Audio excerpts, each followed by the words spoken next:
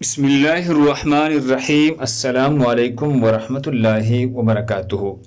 ناظرین گرامی، اپنے عبادات پر گھمنڈ نہ کرے۔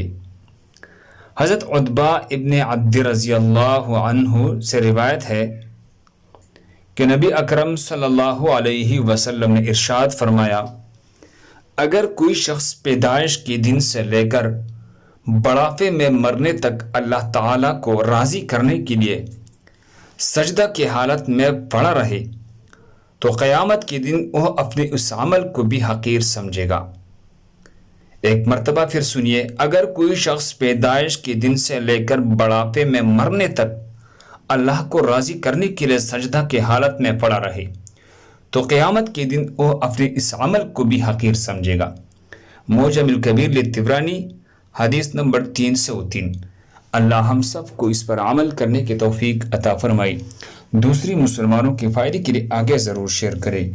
جزاکم اللہ۔